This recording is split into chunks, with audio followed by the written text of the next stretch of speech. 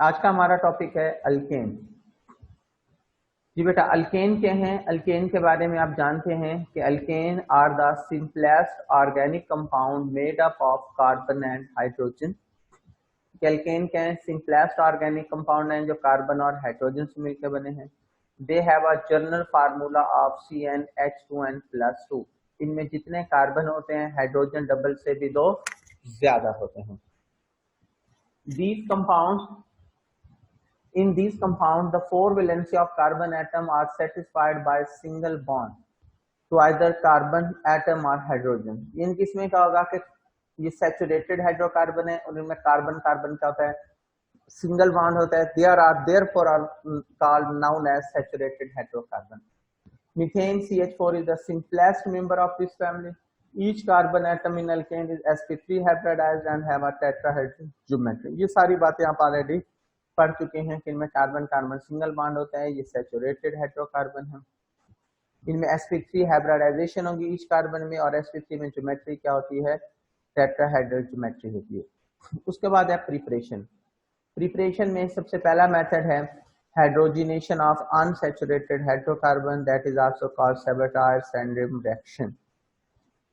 ये क्या होता है? तो इसको रिएक्शन को पढ़ने से पहले आपको ये पता होना चाहिए कि व्हाट इज हाइड्रोजिनेशन, के हाइड्रोजिनेशन क्या होती है। तो हाइड्रोजिनेशन क्या होता है? Addition of hydrogen is called hydrogenation. It is usually take place in presence of catalyst such as nickel, palladium and platinum. ये किसकी मौजूदगी में होती है? कैटलिस्ट की मौजूदगी में होती है। कैटलिस्ट कौन से हैं? निकल है, प्लेडियम या प्लैटिनम कैटलिस्ट की मौजूदगी में होती है। The process is commonly employed to reduce or saturate organic compound। इसको हम यूज करते हैं सैचुरेट ऑर्गेनिक कंपाउंड्स को रिड्यूस करने के लिए। जस्ट लाइक अल्कीन, अल्कीन की को रिडक्शन करवानी है आपने, अल्काइन है, अल्कीन है, उनकी रिडक्शन करानी है तो आप क्या करवा दें? उनकी हाइड्रोजिनेशन करा दें, ठीक है। या सेचुरेट करवाने के लिए हम ऑर्गेनिक कंपाउंड्स को हम कौन सा प्रोसेस यूज करते हैं? हाइड्रोजिनेशन यूज करते हैं। तो हम हाइड्रोजिनेशन से अल्कीन को भी बना सकते हैं, लेकिन किसकी हाइड्रोजिनेशन से? From unsaturated hydrocarbon. कि जो अनसैचुरेटेड हाइड्रोकार्बन है उनकी हाइड्रोजिनेशन कराएंगे तो उनकी हाइड्रोजिनेशन से हमारे पास क्या बनता है? अल्केन बनता है, जिसको पढ़ते हैं अनसैचुरेटेड हाइड्रोकार्बन, जिसमें क्या alkene and alkyne are converted into alkane by catalytic hydrogenation. क्योंकि कैटलिस्ट की मौजूदगी में हो रही है catalytic hydrogen. In this process dihydrogen is pass to alkene और अल्काइन हाइड्रोजन हम पास करेंगे अल्कीन और अल्काइन में से molecular hydrogen in the presence of finely divided catalyst such as nickel, platinum and palladium. जो निकल यूज होता है mostly हम निकल यूज करते हैं क्योंकि ये चीपर होता है। प्लैडियम और प्लैटिनम क्या है?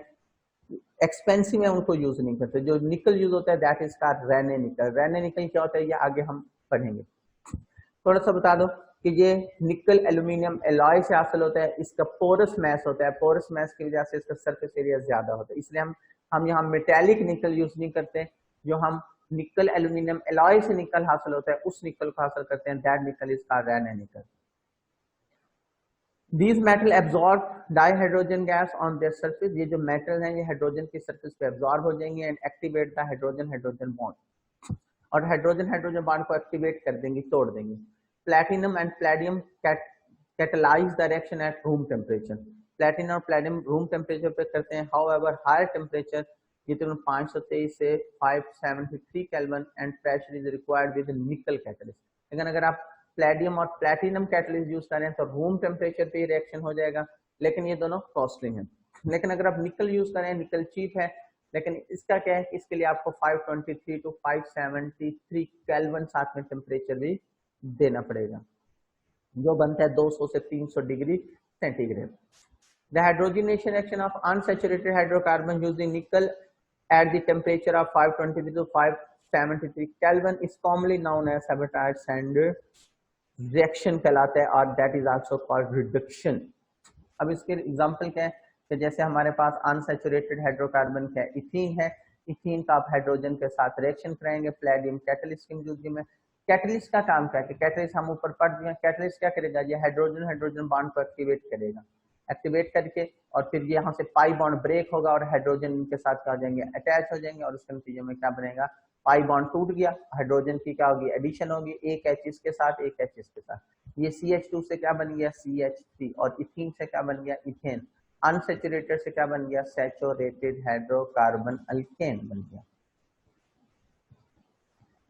दूसरा हम अल्केन को बनाते हैं फ्रॉम अल्काइल हैलाइड, हम अल्काइल हैलाइड से भी अल्केन को बना सकते हैं। Alkyl halide except fluorides on reduction with zinc and dilute hydrochloric acid give alkane. जिनका हम कहते हैं जो अल्काइल हैलाइड हैं इनकी आप क्या करवाएं रिडक्शन करें जिंक की मौजूदगी में, ठीक है।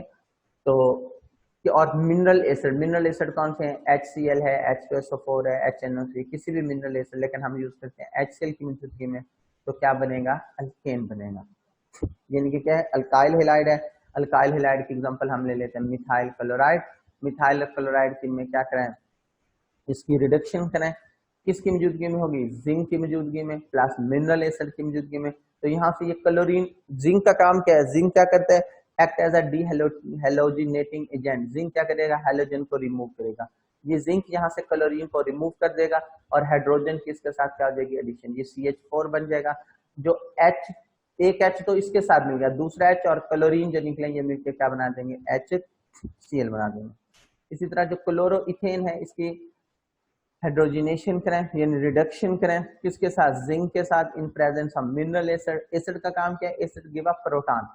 तो ये जो जिंक का काम क्या है याद रखें, ये अक्सर ऑब्जेक्टिव भी आती है कि अल्काइल हैलाइड से अल्केन बनाने में डीहेलो, इस प्रोसेस को बोलते हैं डीहेलोजिनेशन में जिंक का क्या काम है, कि डीहेलोजिनेशन में जिंक का क्या काम है कि जिंक क्या करता है रिमूव करवाता है किसको हैलोजन को, कि जिंक क्या करेगा जिंक ऑक्सीडाइज, इसका आ जाए तो आप क्या लिखेंगे कि जिंक का क्या काम है इस डीहेलोजन, जिंक ऑक्सीडाइज, ये खुद ऑक्सीडाइज होगा इलेक्ट्रॉन लॉस करेगा and remove hydrogen from alkyl halide, और अल्काइल हैलाइड से हाइड्रोजन को क्या करेगा रिमूव करवाएगा, ठीक है।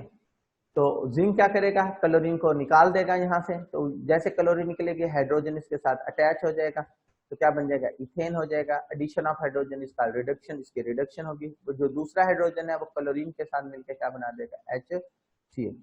तो एक डायरेक्ट मेथड भी है कि आप जिंक और HCl से रिएक्शन ना करवाएं, ठीक है। इसमें क्या और ये ऑक्सीडेशन रिडक्शन रिएक्शन होगा, जिंक ऑक्सीडाइज्ड होगा, फिर उसके बाद यहाँ रिडक्शन होगी और ऑक्सीडेशन रिडक्शन के नतीजे में रिएक्शन होगा, इलेक्ट्रोलाइसिस प्रोसेस से ये प्रोडक्ट बनता है।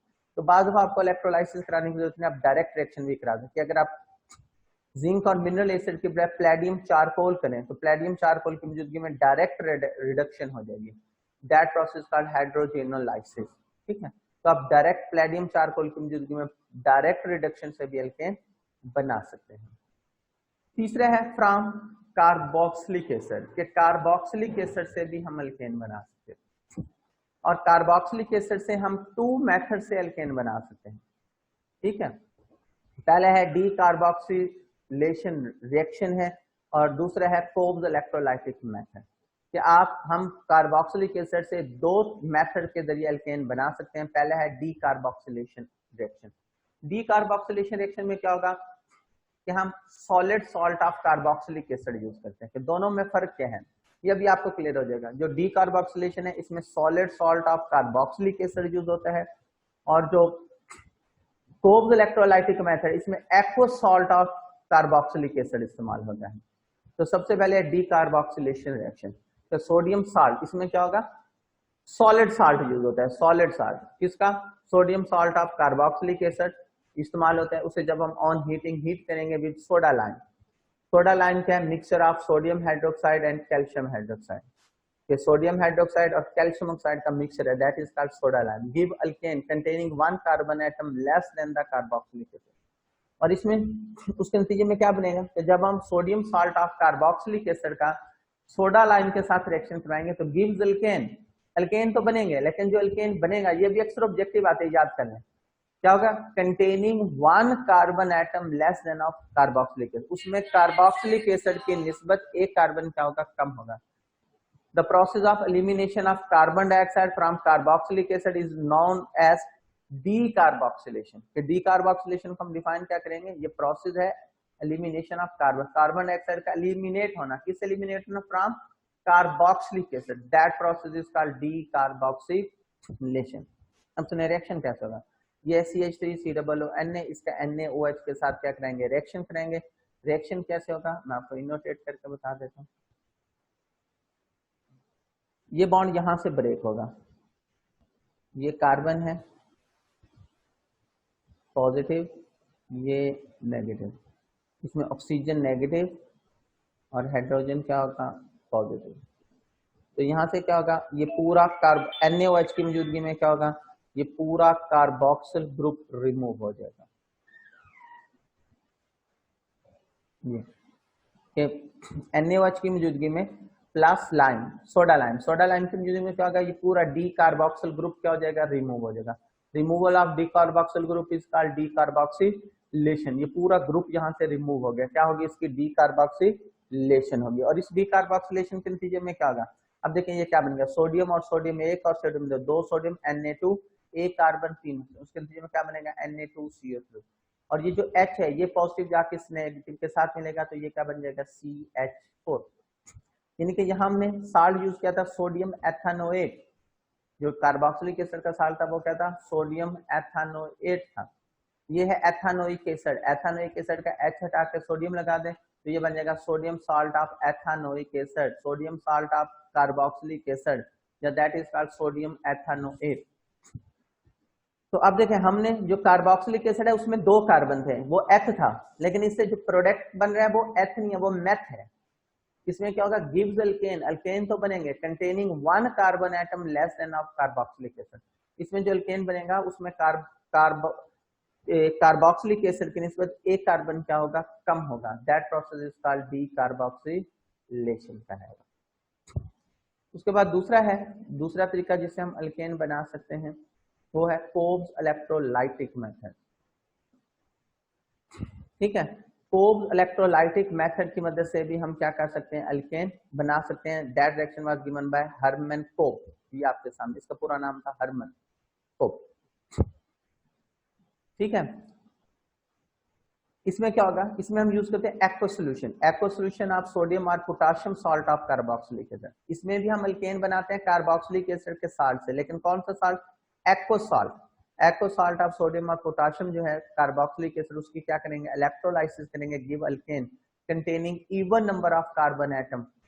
ठीक, इसमें क्या होगा, जितने कार्बन वाला अल्केन होगा उतने कार्बन वाला, जितने कार्बन वाला कार्बोक्सिलिक एसिड आप यूज करेंगे उतने कार्बन वाला ही अल्केन बनेगा। इनकी इस रिएक्शन का क्या फायदा है, इसमें जितने कार्बन वाला आप क्या यूज करेंगे, कार्बोक्सिलिक एसिड इस्तेमाल करेंगे, उतने कार्बन वाला अल्केन बनेगा। और दूसरा इसका क्या है, ये इवन नंबर ऑफ कार्बन, इसे आप इथेन बना सकते हैं, ब्यूटेन बना सकते हैं, इसे आप हेक्सेन बना सकते हैं। इसे even number of carbon atom वाले अल्केन हासिल होते हैं और वो भी एनोड पर।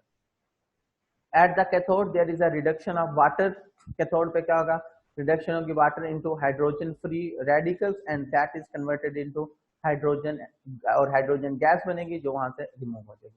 यानी कि एनोड पे आपके पास अल्केन हासिल होगा और कैथोड पे हाइड्रोजन लिबरेशन। ओवरऑल रिएक्शन क्या है कि ये सोडियम एथानोएट, क्योंकि एथानोइक एसिड का कॉमन नेम एसिडिक एसिड है, इसे आप सोडियम एथानोएट भी बोल सकते हैं, सोडियम एसीटेट भी बोल सकते हैं, sodium salt of ethanoic acid भी बोल सकते हैं, sodium salt of acetic acid भी बोल सकते हैं।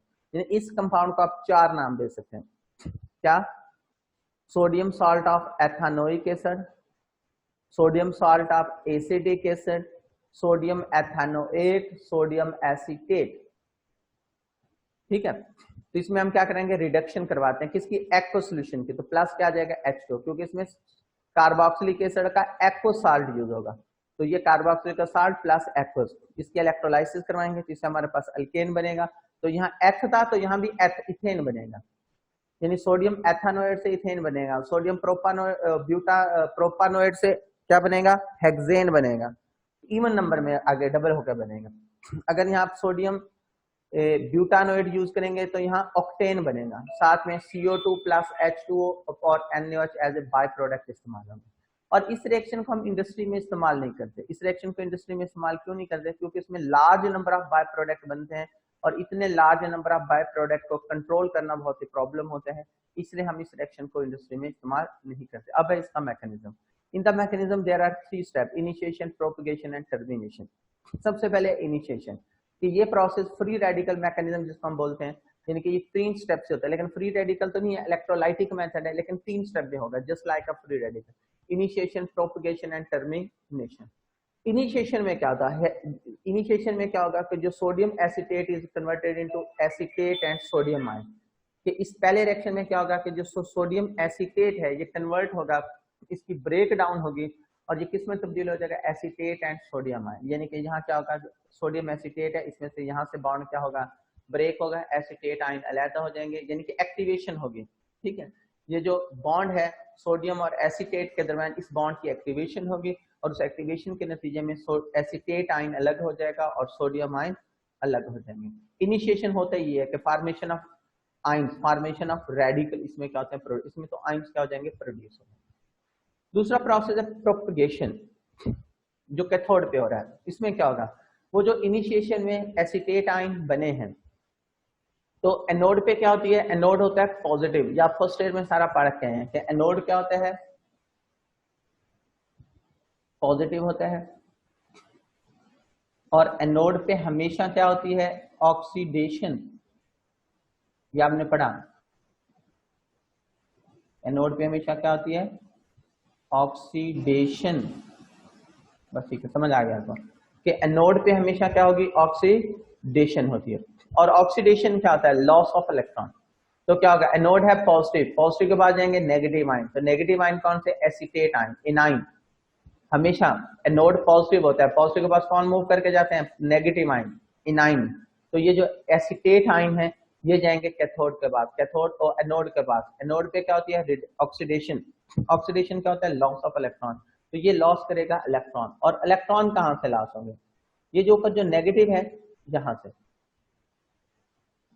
ये नेगेटिव जो चार्ज है, इसका मतलब है ये पेयर ऑफ इलेक्ट्रॉन है, यहाँ 2 इलेक्ट्रॉन है, एक ये यहाँ समझो क्या है, 2 इलेक्ट्रॉन मौजूद है, इनमें से जो एक इलेक्ट्रॉन है वो यहाँ से क्या हो जाएगा, रिमूव हो जाएगा। जब एक इलेक्ट्रॉन यहाँ से रिमूव, ऑक्सीजन के पास क्या है, पहले यहाँ पूरे 3 लोन पेयर हैं, ये देखें यहाँ क्लियर देखें कि 3 लोन पेयर हैं, उनमें से क्या होगा, एक इलेक्ट्रॉन यहाँ से निकल जाएगा, तो यहाँ 2 से जरूर 2 एसीटेट, एक एसीटेट से एक निकलेगा, दूसरे एसीटेट से एक निकलेगा, तो उसके नतीजे में पहले थे 3 लोन पेयर, अब 2 लोन पेयर हैं और एक फ्री इलेक्ट्रॉन आ गया। ठीक हो गया, तो ऑक्सीडेशन हो जाएगी, लॉस ऑफ इलेक्ट्रॉन, और उसके नतीजे में एसीटेट आयन से क्या बनेगा, acetate free radical, acetate ion से क्या बन जाएगा, एसीटेट फ्री रेडिकल बनेगा। और एसीटेट फ्री रेडिकल में क्या होगा, इसमें फिर ये जो कार्बन कार्बन बॉन्ड की क्या होगी, क्लीवेज होगी, होमोलैटिक क्लीवेज होगी। इस कार्बन का जो ये बॉन्ड है, ये कार्बन अपना बॉन्ड उधर से क्या करेगा, बॉन्ड तोड़ के अपना इलेक्ट्रॉन ऑक्सीजन के साथ शेयर कर लेगा, एक इलेक्ट्रॉन कार्बन देगा और एक इलेक्ट्रॉन जो ऑक्सीजन के बाद ये देगा, और ये आपस में क्या बना लेंगे, यहाँ डबल बॉन्ड, तो ये सी डबल बॉन्ड हो, सी डबल बॉन्ड हो, तो ये क्या निकलेगी, CO2, ये पूरी क्या रिमूव हो जाएगी, कार्बन डाइऑक्साइड। जो इस बॉन्ड की होमोलैटिक क्लीवेज हुई थी, उस क्लीवेज के नतीजे में क्या हुआ, इस कार्बन ने तो अपना इलेक्ट्रॉन लेके ऑक्सीजन से शेयर कर लिया, ये जो कार्बन के पास इस कार्बन का जो इलेक्ट्रॉन है वो इस कार्बन पे आ जाए, और इससे क्या बनेगा, मिथाइल फ्री रेडिकल, और 2 मिथाइल रेडिकल आपस में इलेक्ट्रॉन शेयर करके क्या बना देंगे, इथेन, जो गैस है वहां से क्या हो जाएगी, एस्केप हो जाएगी। इस रिएक्शन को जरा दोबारा देखें,